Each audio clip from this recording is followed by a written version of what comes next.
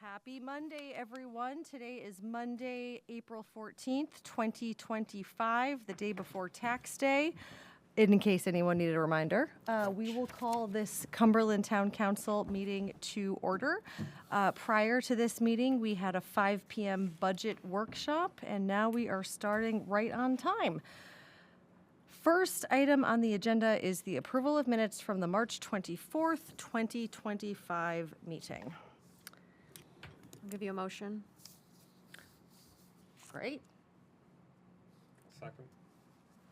I think that's a motion to approve the minutes, I would motion. imagine. Yeah, All a right. motion to approve the minutes. We that have a way. motion and a second. Is there any discussion on the motion? All those in favor? Unanimous, Brenda. Okay. All right. Next up is our manager's report. Thank you, Mr. Madam Chair. Sturgis. Yes. Good evening, all. I have a number of items I'll check on or touch on this evening.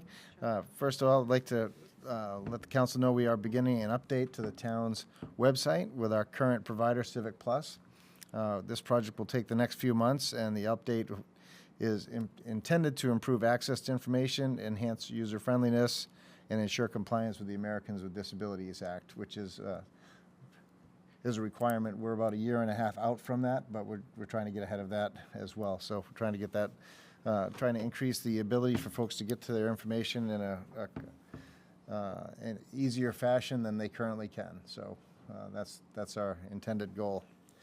A Facebook page update. Recently we had a couple of items related to Facebook pages and comments that were submitted. So we've worked with the town's attorney and are looking to have the town's Facebook pages transitioning to read-only versus providing the ability to provide comment to the due to the risks associated with public comment coming in on that. It's a work in progress, and our communications director, Whitney Hankin, is working on that and collaborating with the town's attorney to get that done and make sure the proper actions and steps are taken. Our goal is that this platform will be used as an ability to provide information to the public, but also try to prevent any misuse that could take place. Public noticing update. As many know, the recent cessation of printing of the forecaster has been a bit of a challenge, so we need to find a home for our public notices. So we will be publishing those in the Press Herald going forward. Also, notices will also be provided at the library and town hall and online, but we do have that print function that we're still working on. Cumberland Fire and Rescue now has 7 live-in students. So they're out there. They did some interviews, and they now have all the students that they can house there. So the 4 students are going to be residing at Central Station and 3 at the West Side Station.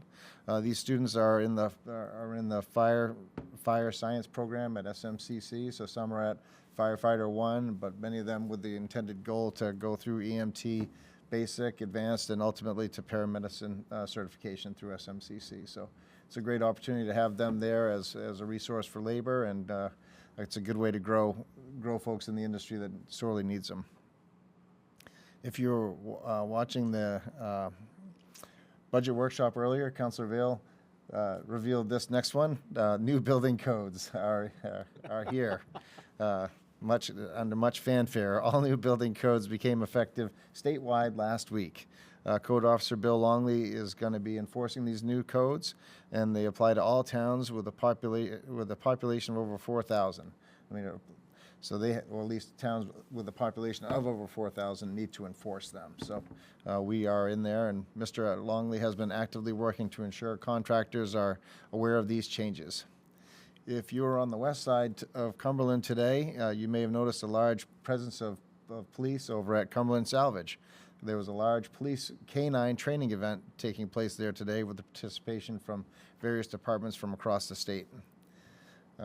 If you were wondering about where the speed trailer was, it is coming out of hibernation in 2 weeks, or about a week and a half at this point now, with the goal of speed and traffic calming. The department has one, and also the PD still has 1 vacant position. Chief Rumsey is currently and actively recruiting. And finally, the Cumberland Police Department will be conducting its Spring Drug Take Back event on April 26th from 10 a.m. to 2 p.m., and the drug drop off will be in front of Town Hall. Construction project updates. If you've been, again, on the west side, Rusty Lantern is making great progress. They have an intended opening day of Memorial Day, and so they're moving quickly to get to that point. We wish them good luck to get there. And Mineral Springs subdivision on Blackstrap Road now has taken out 20 building permits for single-family homes, 11 of which have been designated as the affordable units. So they've helped out our building permit revenue for the month of April extremely well.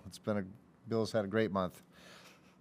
For those who are looking to play golf, Valhalla will officially be opening this Friday, and opening for the season Friday, April 18th. We were hoping for today, but the weekend's weather was not exactly cooperative when it came to that. So I know Toby and Nick and the team over there are very much looking forward to a new season.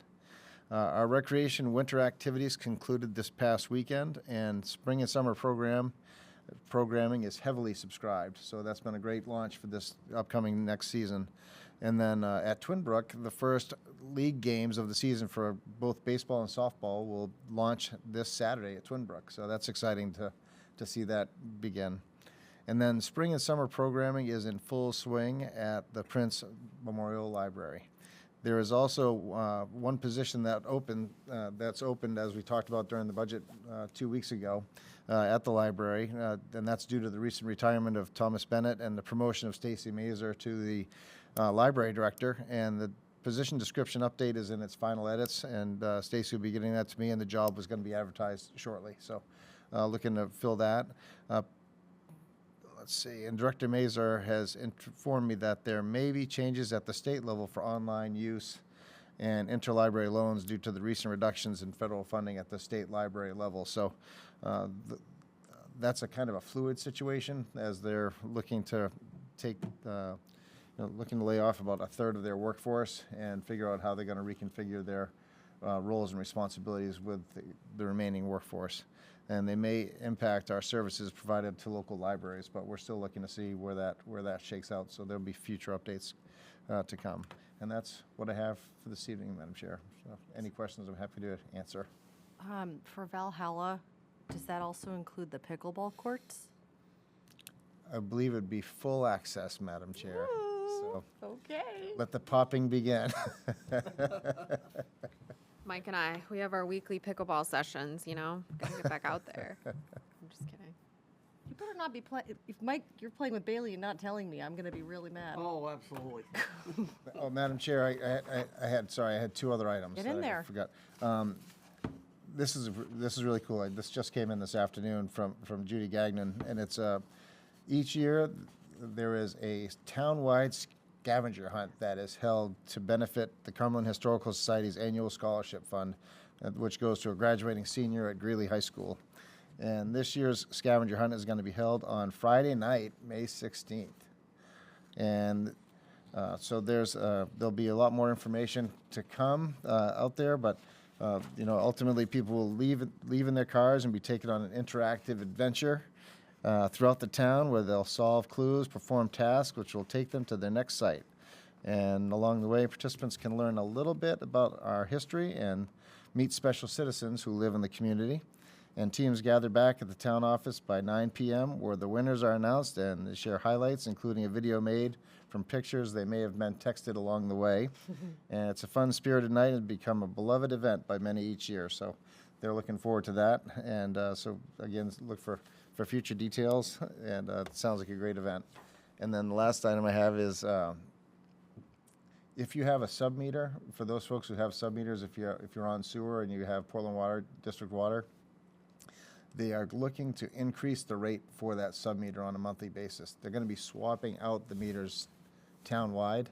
Right now, they have this, like, they originally used to have the meter person would have to come and take a reading, and then now they've got the ability for a vehicle to drive by and pick up a reading.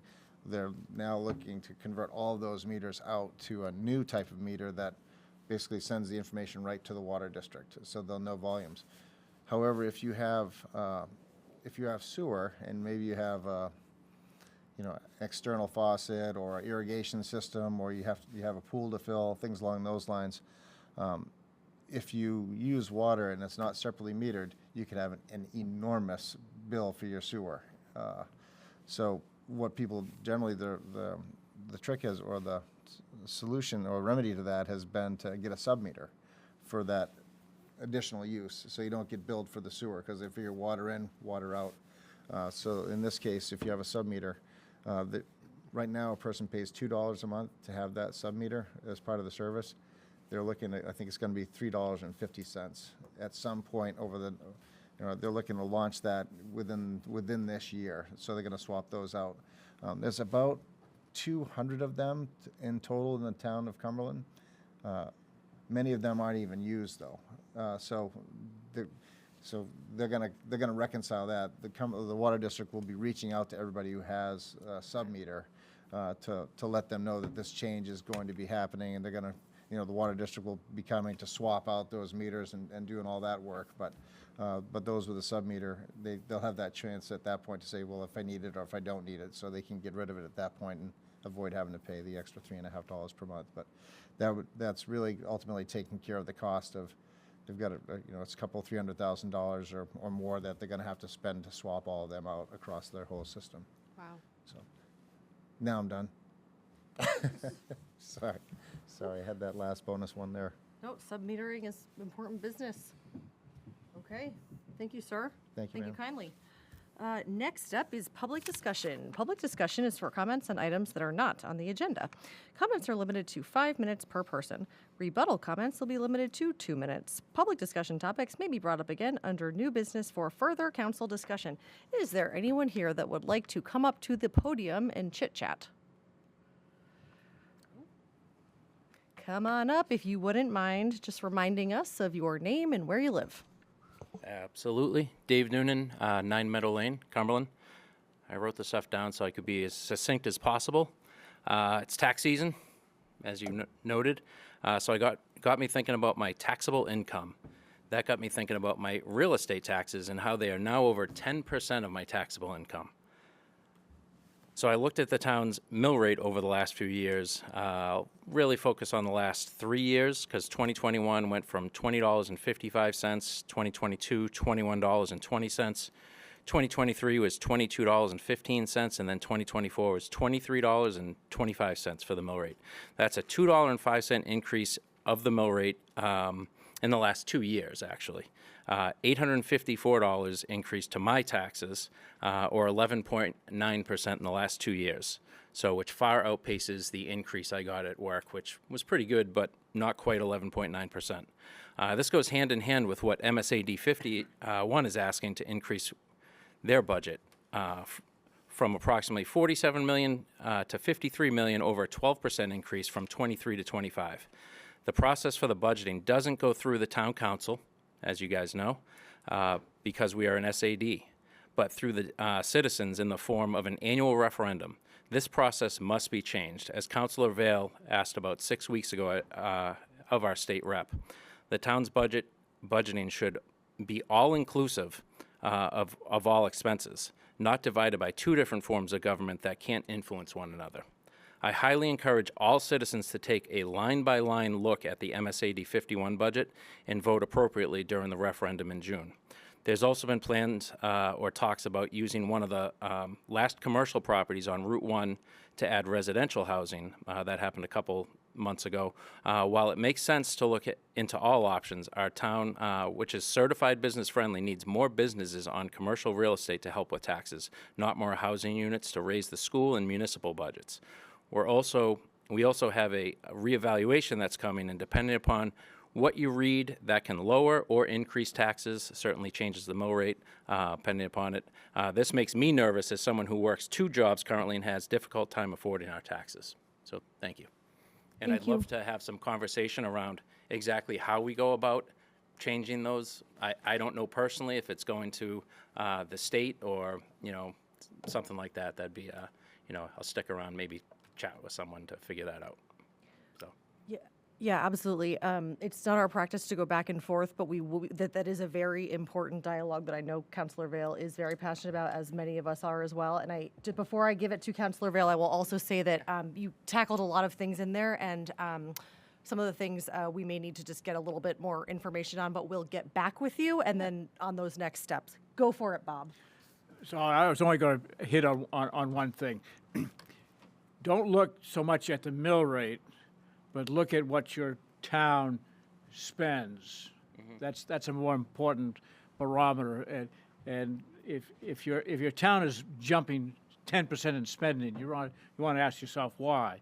Right. You know it, and I think we've a couple of years we've held ourselves at 1%. So I think we're very cognizant of expenditures, and the mill rate is a sometimes it's an artificial number because it's based on a valuation at a point in time and not at the valuation of your property today. We all know when we look at our tax bill and we look at our valuation, we wouldn't sell our house for that.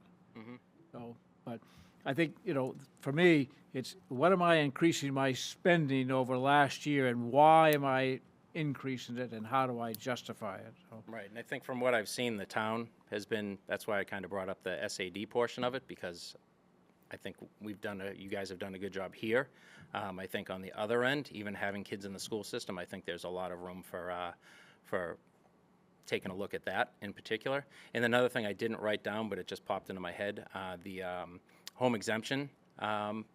That's gone down considerably in those same 3 years. It's gone from, I think, 23,000 to 16,000 last year. So that doesn't help either. I don't know how that plays into it or how that's,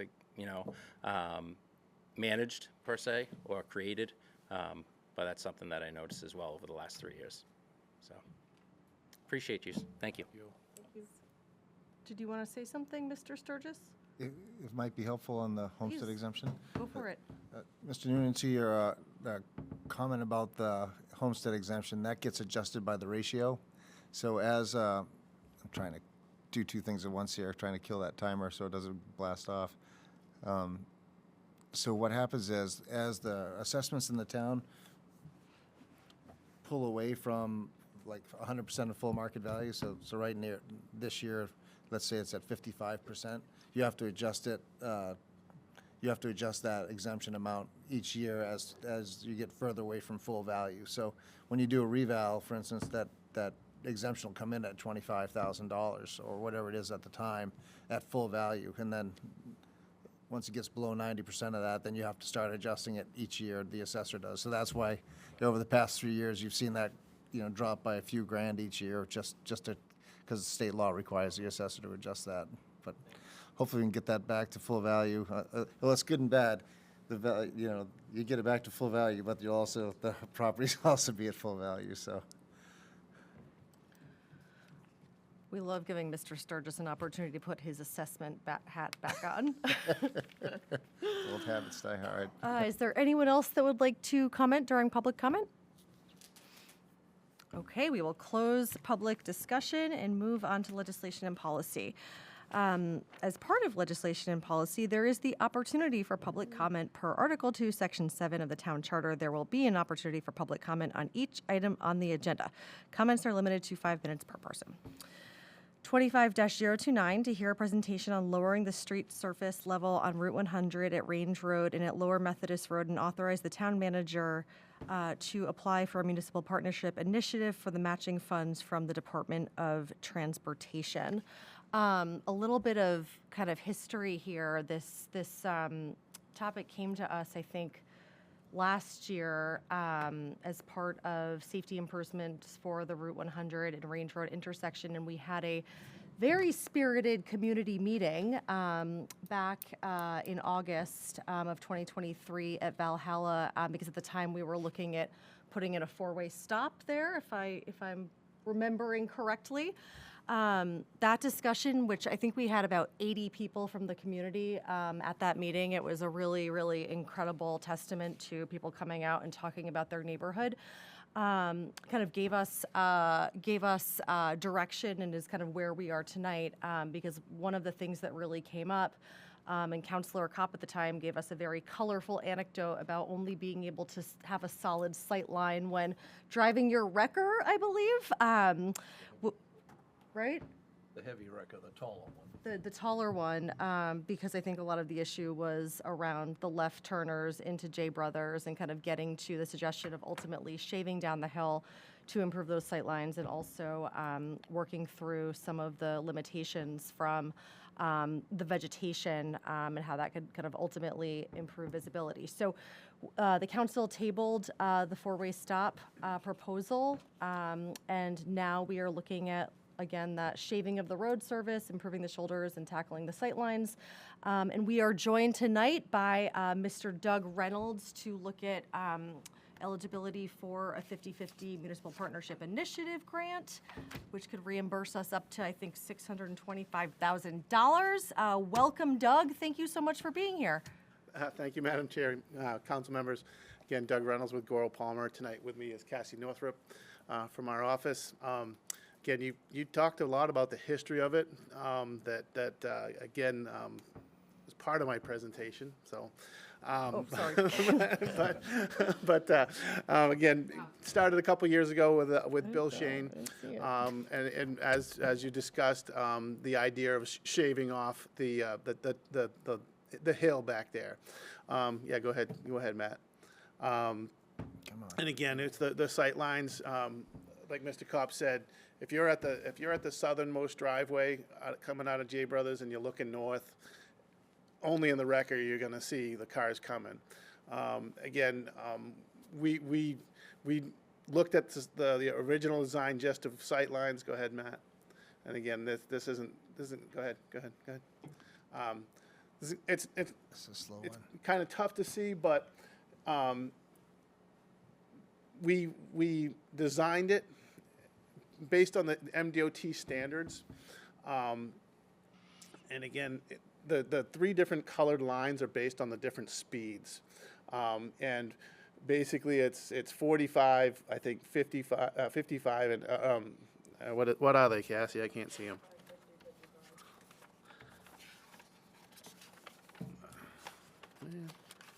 There's 3 different speed limits there. Yeah. And that's the point I'm trying to make. They're 35, 45, and 50. Yeah. And we went with the longest one because we all know, if there's no cops on that road, you're coming down fast. You come down that hill, you're going over the little doop-de-doo at Methodist Road, and you're still coming. So Bill and we discussed and said, let's use the longest one and meet those standards. As you can see, do I get this too? Yep. Look at that, cool. This dotted line up here is about the existing conditions. So we're slicing a good 2 feet off at this highest point. And that's, again, meets the DOT standards for sight lines from that back driveway. We actually went back and forth, but the back driveway or the southern driveway versus the northern driveway. And the southern driveway is the worst. So again, we looked at doing just this project. The town had about $600,000 to spend on this. Based on that, we didn't feel like we had enough. So Matt went to DOT, talked about this project with DOT, and they said, hey, this is a great opportunity for an MPI. And that we can look at further up Route 100, see how much we can get, for sightline issues at Methodist Road, which were brought up to the town.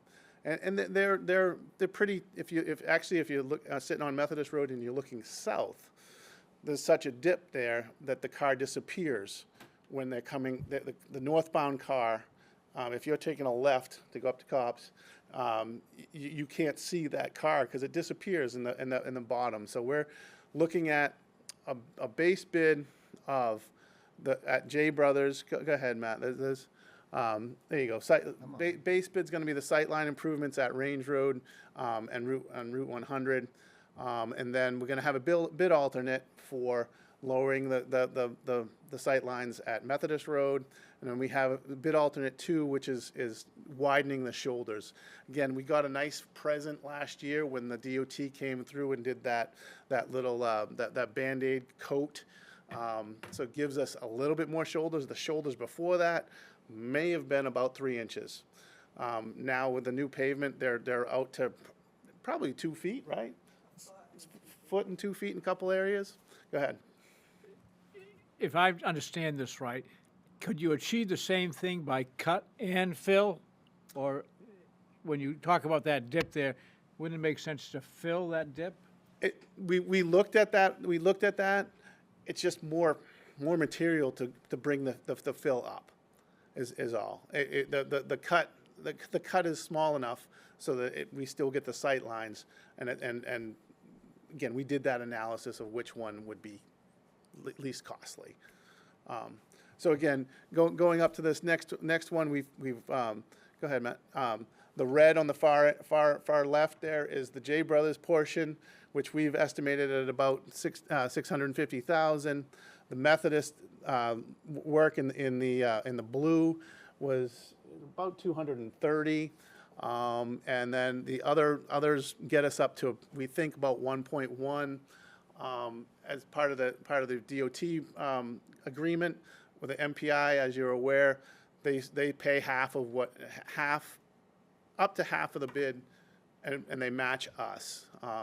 They're willing to provide $750,000 to this project if the town I'm sorry, 750,000.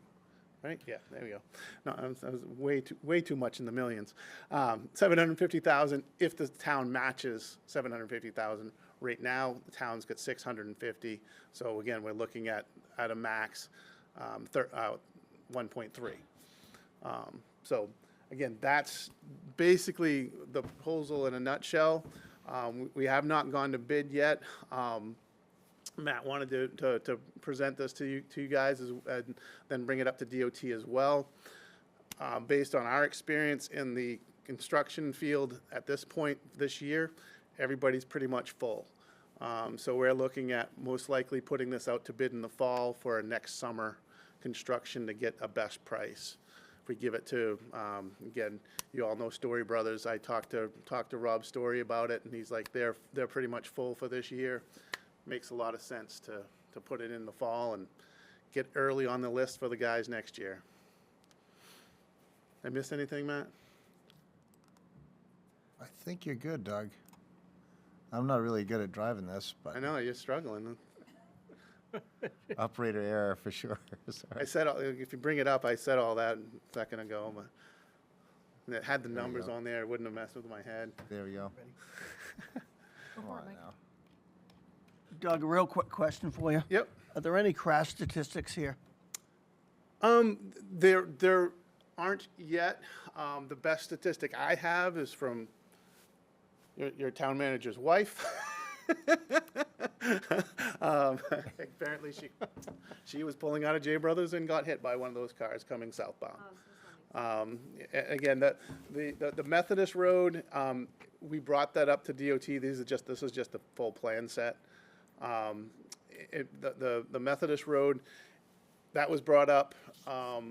It's borderline, northbound is borderline a sight distance issue. Southbound is definitely a sight distance issue. Great, thank you. It's one of those things, it was brought up, we want to respond to it if it's brought up. Councilor Reeds, this is well on the MDOT's radar too. There are a number of crashes that do take place there, and probably 3 times as many close calls. If you talk with J Brothers, they could probably tell you how many times a month they run into it. And I know. I mean, we were a data point, but there were many people before us who blazed that trail as far as having accidents at that location. And I get that, Matt. What bothers me about that location is the speed. Yep. I mean, you can have some locations are urban legend that really the statistics don't back it up, but here the speed is what. I mean, Ronnie, you live just up the street, and There were at least 6 accidents there last summer. Yeah, Just last summer, so. Going back to that profile that I showed, it doesn't meet it for the actual posted speed. You know, the sight distance still wasn't there for the posted speed. But we said we want to go a little bit further because we know it's just, 50 plus. you know. thank you, Doug. Yep. I think, and if I'm not mistaken, because I was looking at the minutes last night from the meeting where we tabled the four-way stop, I think one of the things that we had asked Bill Shane to do was reach out to DOT about lowering the speed limit, and I don't think he was successful. Yeah, Right. There is a 35, I mean, Advisory. yeah, advisory sign. That's what the state allowed to do at that point in time. It's a yellow sign instead of a white one. To people, they don't No. follow They it. can't enforce it. Right. Oh, sorry, Andrew. So the widening of the shoulders, how far would that go It, if we were able to? as part of the project, you know, Bill had always wanted to have shoulders for bikers and for walkers. So again, we took the opportunity to widen it as much as we can. Again, you saw that the screen with the alternates. Right now there's a shoulder just coming just south of was it Morrison Drive or something like that, or that would it gets to right there. Our hope is to continue that from J Brothers to there if we get the full bid, and we can afford all the alternates. So again, we're going to have the widened shoulder in every area that we get that we can afford. Great, thank you. Ron? Question for Mr. Manager. The existing water line now, does it go down to the bridge? It goes down to the bridge. And so that won't be affected by any of this? That's what I'm trying to get at. Okay. No, and Doug and I had a conversation with, The water line, is that what he asked? Yes, The water line goes to the Chinese church. it does, okay. Yeah, we put that in probably like 7 years ago now. right. But it stops there. That recent, dry cleaning place, Uncommon Clean. at the corner of Methodist Road, they're extending it another 120 feet. So there's a gap between that and way back, I didn't have any gray hair then. We put in a sleeve at the bridge. Right. Back in 2007, I think. So there's a sleeve for water main there. We spoke to the water district. We had a meeting with the water district, and basically they kind of said, we could bring it around a range road, but it doesn't do anything for us. It's on a different pressure zone. The 16-inch main that we put back in 2002 on Range Road, it ends right at Bruce Hill Road. But that gap, the water district said, yeah, we'll do it in 30 years, but we don't really want to invest it now. So there was a great idea. It was like, hey, we're digging up the road. Right. You guys put a water main in, pay for half of our shoulders. But the water district didn't bite. Bummer.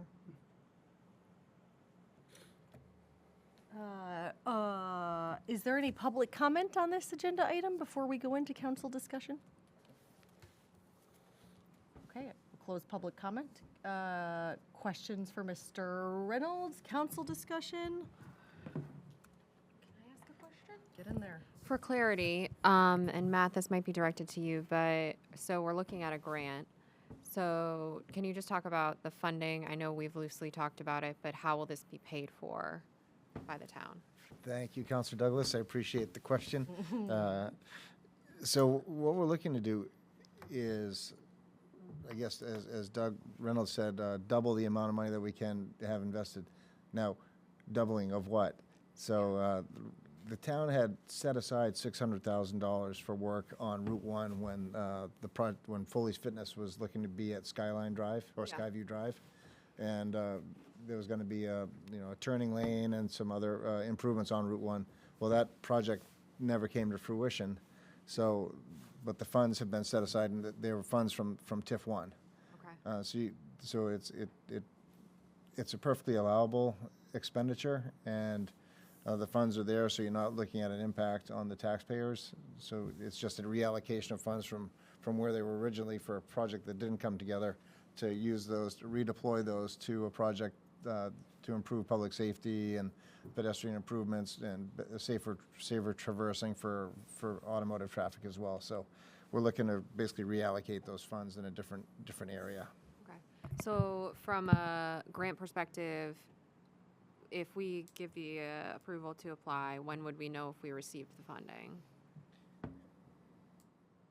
State's pretty darn excited about this. I had a great conversation with Dale Dowdy, who's the assistant director of Maine DOT, and Doug and I and Cassie also spoke with the engineering team at Maine DOT out of Scarborough, and we had a good conversations with them probably 3 or 4 months ago, I guess now. Time flies, but they also liked it a lot because it's for obvious reasons. There's crash data. And the MPI funds themselves are for a project of this scale and scope. Oftentimes, you find they have funding for, they're either looking at big-time federal funding or projects that are in the millions of dollars and trying to fund that. This is a really great local project that if they can get a partnership with the town to do that, then they like to do that as often as they can. The funds are generally put in there on an annual basis, and they like to deploy those. So they're excited about it. We'll probably find out in the near term and try to get that for next, as Doug said, we'd probably want to go out in October to book for next year's work at this point in time. So thought is if we can get them to let us know within the next 3 months or so that they want to put it in for MPI funding and authorize that, then we can go forward with our plans even further, get it out to bid, and then have a high level of confidence in pricing for next year. And, God forbid we actually time something right, crude oil prices stay down where they're at, and paving is a decent number for asphalt, and, maybe the labor situation gets a little bit different, and by October, find hungry contractors at that point in time, looking to book next year's work. So we're trying to time all that as best as we can. Okay. So the hope is that we'll have confirmation on the grant before we go out to bid in October, November, and then work in the spring.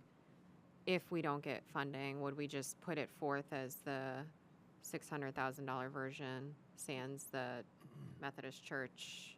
That's also an option, yeah. Okay. But if we can double it, if we can double our leverage, then it'll be. We're looking at making, I guess, the ultimate goal of this is meaningful improvements to safety for that section of town that needs it, and it would, we actually, Doug and I had a good sit down with J Brothers as well to talk with them, because there is, there's impact on their driveway. Yeah. We'll have to go in there and do some cutting there and some paving, and but we met with Jeff, I think, didn't we, Doug? Say that again? We met with Jeff, I think, didn't we? It was either Jeff or Jerry. I think it was Jeff Yeah, I can't that remember we his sat name. down with. No. But they loved the idea as well, because quite frankly, they want their customers to be safe too. Yeah. They're, because they see it far too often. Okay. Awesome. Thank you. Hey, you're welcome. Ron? Yep. I think this is a very worthy project. I mean, I've seen hundreds of accidents over there in my lifetime. I mean, several fatal accidents just this side of J Brothers, just towards the north end of J Brothers into the river. One of them was a Cumberland resident. But one thing that you want to pay attention to is in the middle of the hill between J Brothers and the brook, there's a natural spring that comes out of that road. You probably have seen it. Yeah, we're hoping to find that when we dig. I hope you do, because they've paved over it yeah. 15 times in my lifetime. Yep. But, yeah, I mean, I just think that this is a very wise decision to do this. I mean, there's been a lot of accidents there, so. Andrew? Matt, the MPI funds, are those 100% like state funds? They're not federal funds that trickle down through and then show up as state funds? They're MDOT state funds. The Fed stuff is there's got to be a mixture of federal money in there as well at some level. Although they do a majority of their stuff, like they've got TIP funds and STIP funds and all this, all these other improvement funds that they use that's out there. But and that goes through, I think is it FTA, Federal Transit Authority. I think pushes a lot of those funds out there as well. They've done pretty well as far as that goes, because that funding's been pretty reliable, I guess, because of their infrastructure numbers. And for the history of it, the town of Cumberland, I think this would be my 4th MPI project that I've done. They did Blanchard Road, they did Route 88, and they did Route 1 as an MPI project with the town over the past 20 years. Sorry, I'm old. Yeah. My worry is just, if we had conversations 3 or 4 months ago, funding potentials have changed or might be changing.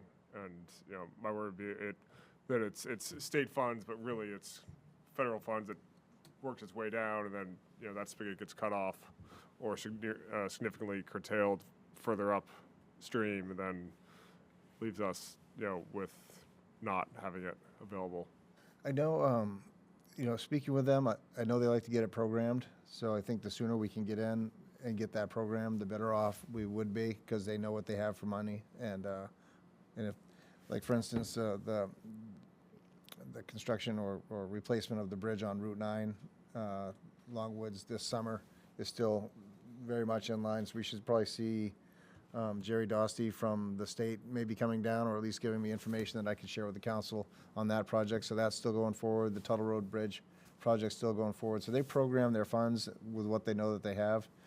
So a lot of that's through the state budget process already.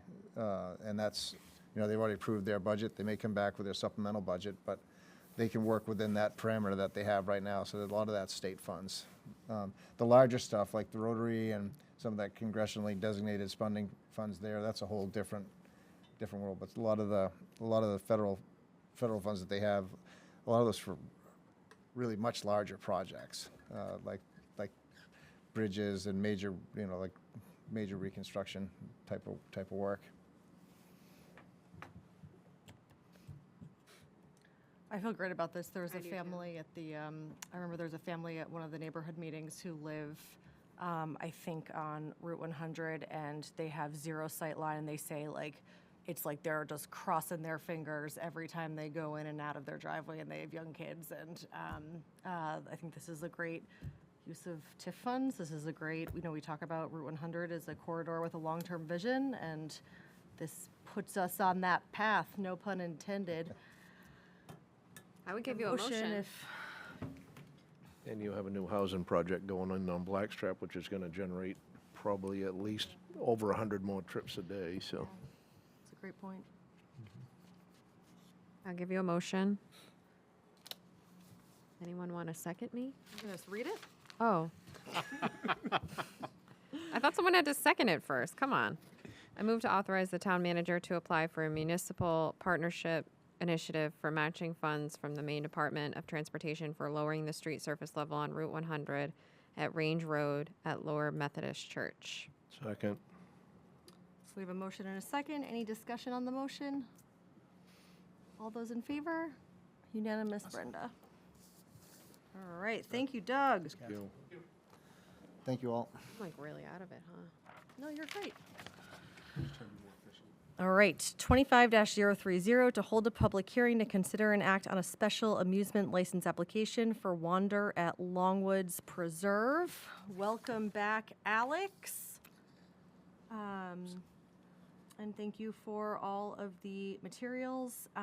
So this is an extension for 1 year as part of the contract zone agreement. And if I'm tracking this correctly, it's for things like some live music and some entertainment.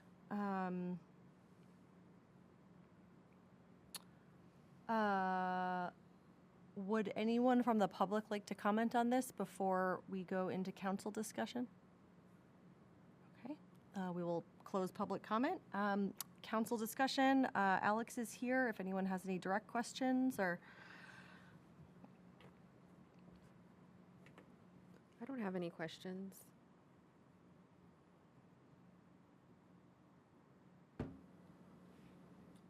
Okay.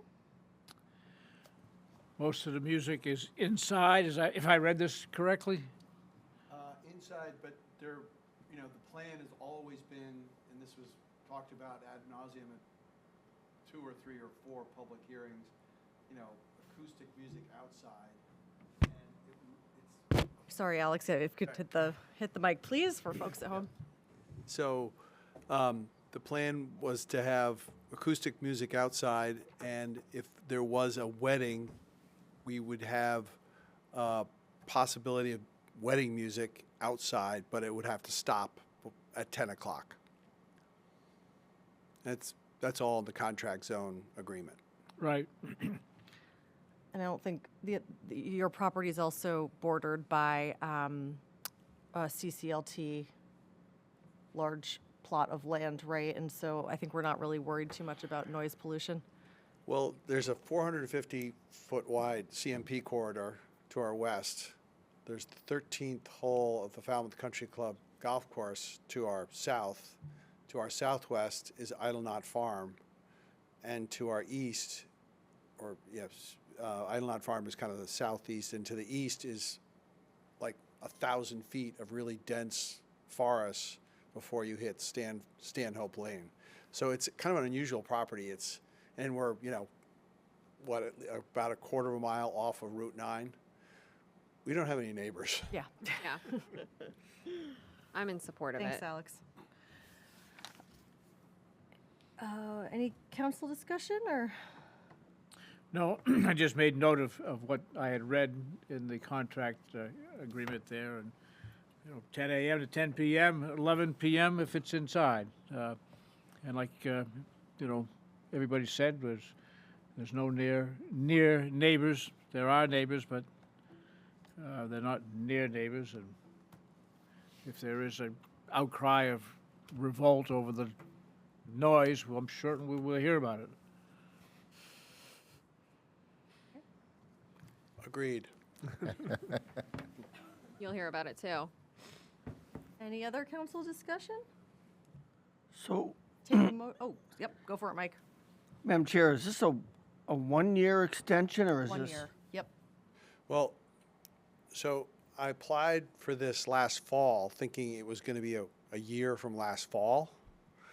But for some reason, the council only approved it till July of this year, which is right in the middle of the season.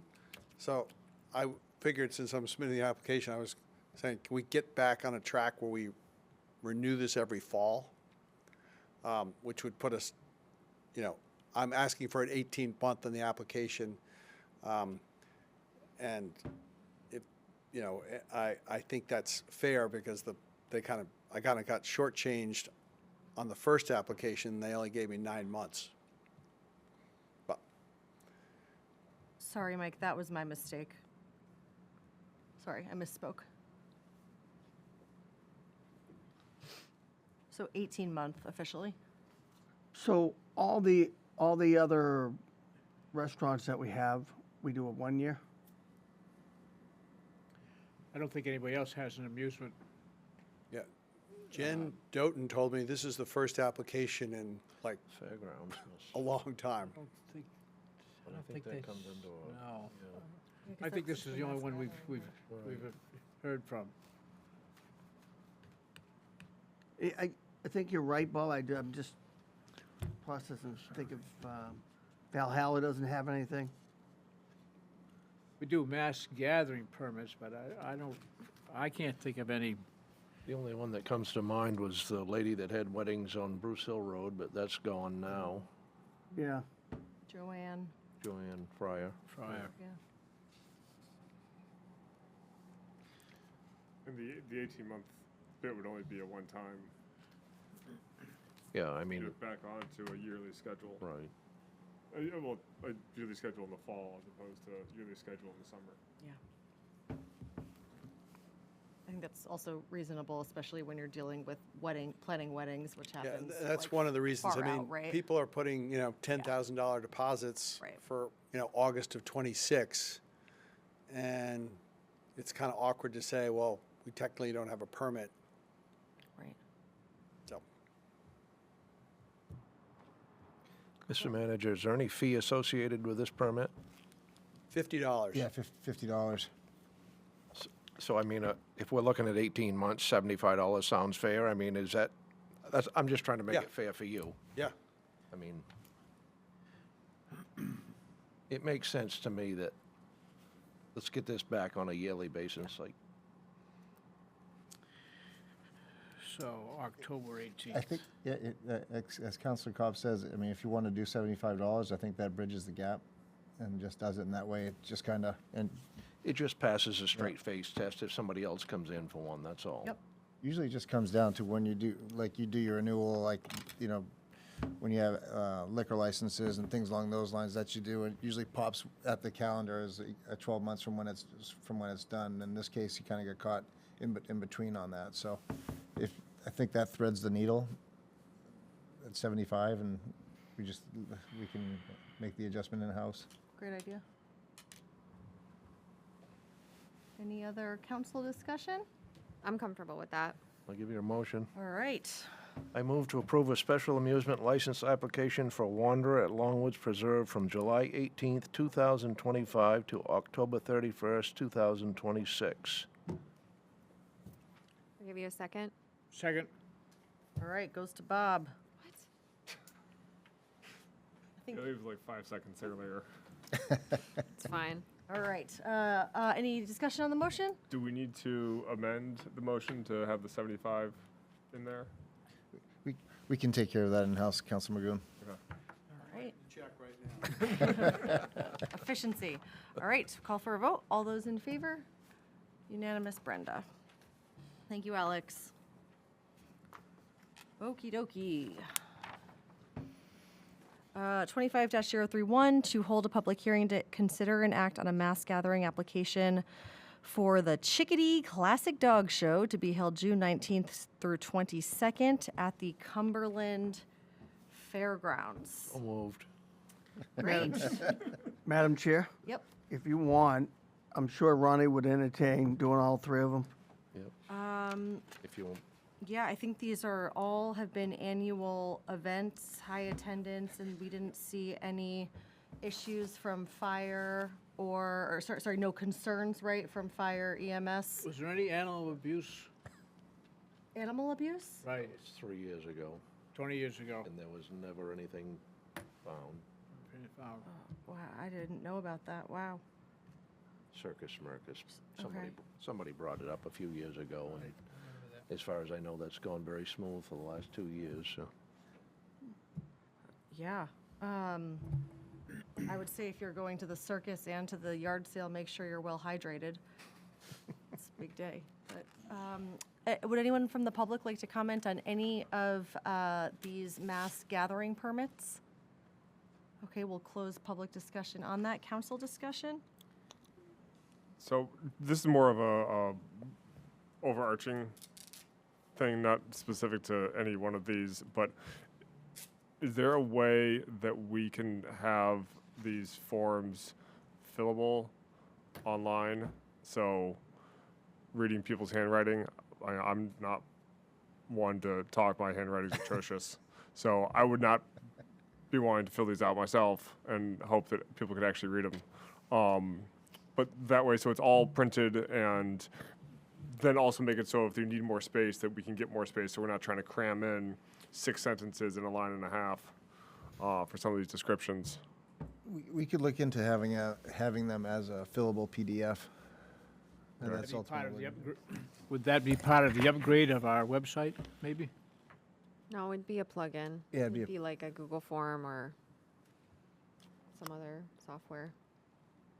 But we could, and oftentimes it depends upon the operator. Yeah, and some are going to print it out no matter what, and hand print or hand write it. But it would help on my end to have the I'm not trying to read chicken scratch from some people, and others it's beautiful penmanship and all. And that might also just help with we can have fields that are required to fill out. So we have some of these where it's focusing or based more on like, well, they know, so I don't really need to fill it out because I've been doing this for however long and they know, and we don't necessarily. No, we can look into that. I have to chat with Jen as well about it, but if we can get that as an option. But Thank you. I think Councilor Douglas right, it would be a plug-in, but it's something that we'd have to look at. The other thought is, I don't know what the data security situation is, but don't we have a survey, monkey account? Don't you have one, Whitney? You could always just do like a URL link to the form, and that just fills out and then kicks back an email that would go to like Jen or whoever, which would probably eliminate, to your point, like administrative of uploading that and scanning it and whatnot. So That's a good thought. Well, if you're all done Okay. insulting people's handwriting, I would entertain. I can go on if you want. Nope.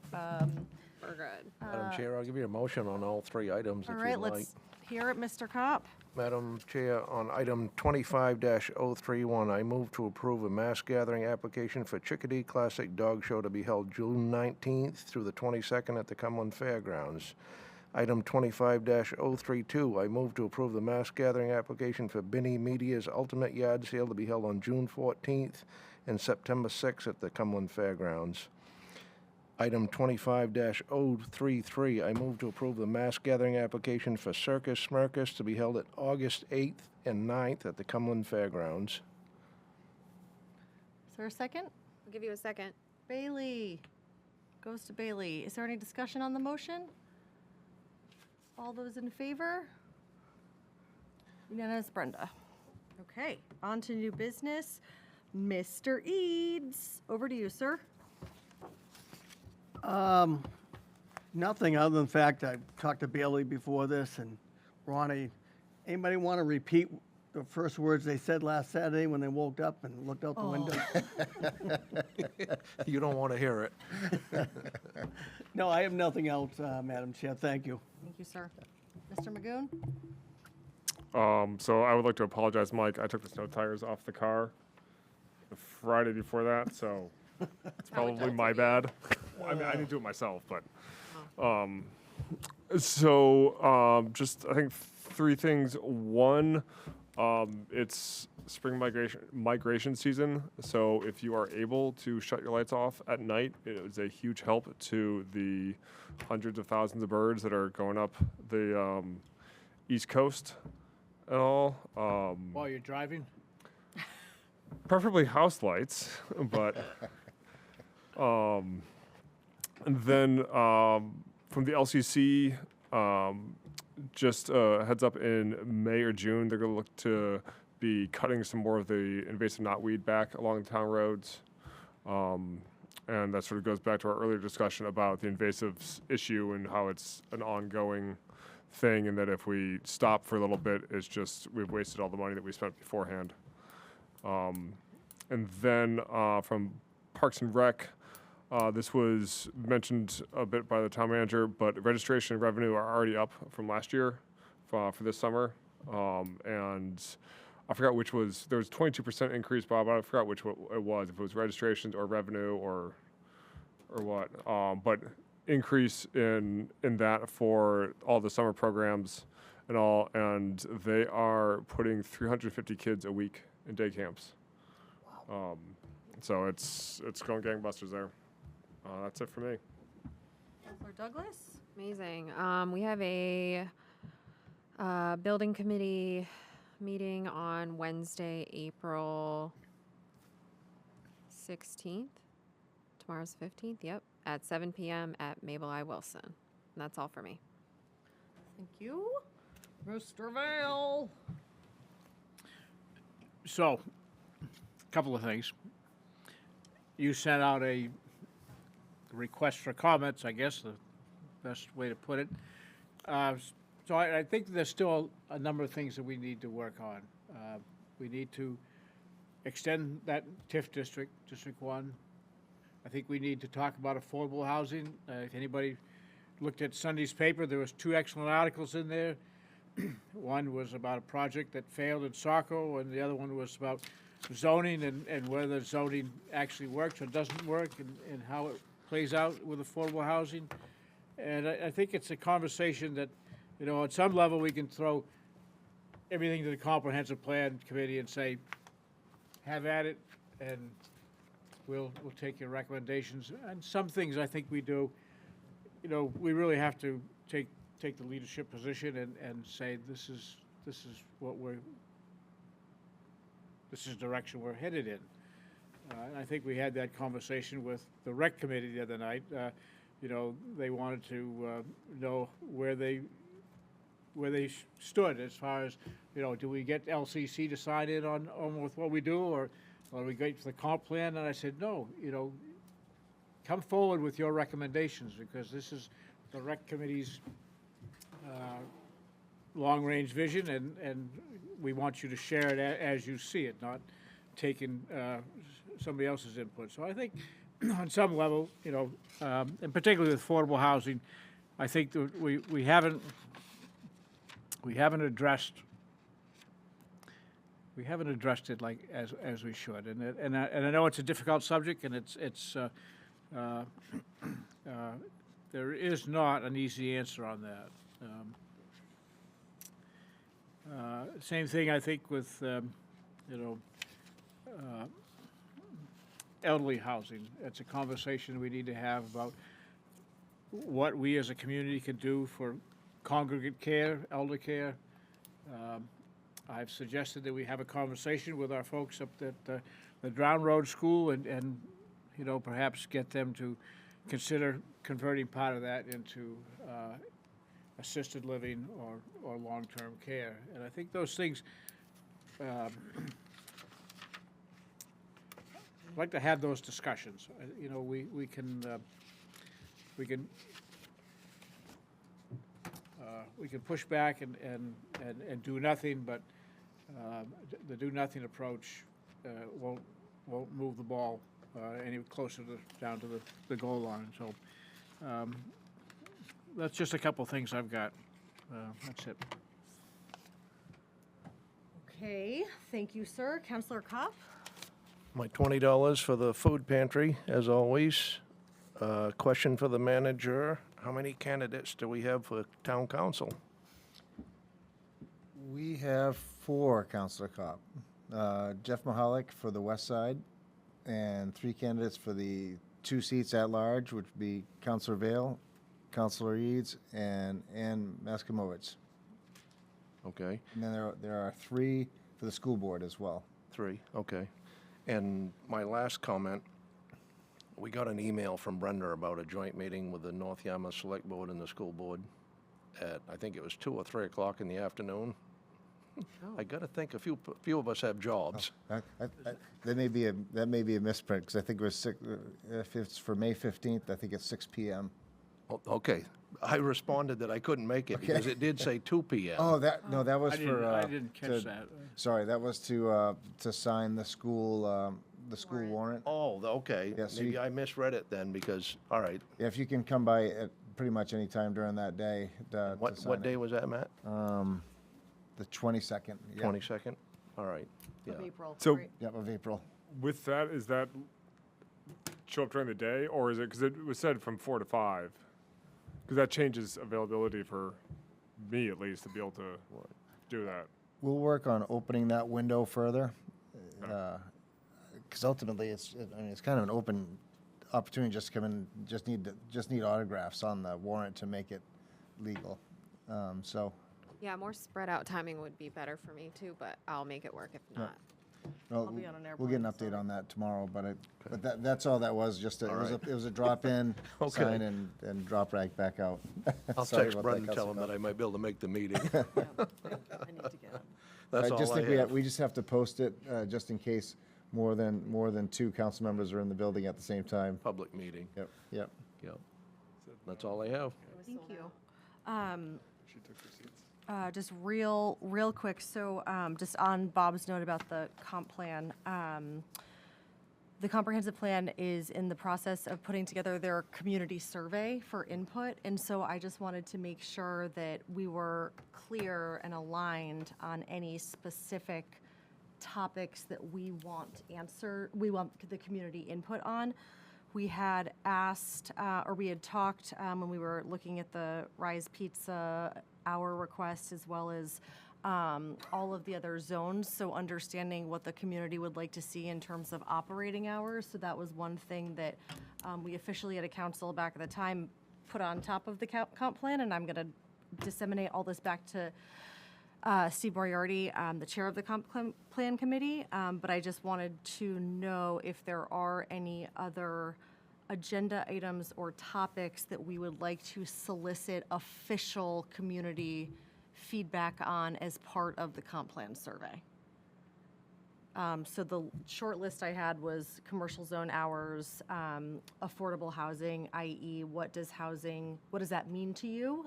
Because we had an affordable housing question in the 2022 survey, but the results of that were in the result of the referendum were really different, right? So, being able to make sure that we can get survey feedback that is possibly more usable or accessible, or kind of more specific on housing. And also, I think at one point we had a resident write in about kind of general zoning of like West Cumberland versus the center versus the Foreside. And so if any of these things, we officially want to get on the docket, if you could all let me know so I can let the comp plan committee know, that would be really helpful.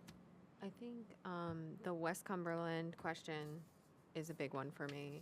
Long-term plan for West Cumberland. And also just, I know this isn't like the intent of the comp plan, but understanding like what long-term goals the community wants to see from the municipality. So like, I know tax cuts are a big thing, or like lowering taxes, but are there other things people want to see within the community, whether that's additional recreational facilities, just trying to get a pulse on those sort of things, which I think we can compound into that survey since we have the audience. I think it would be good if we could.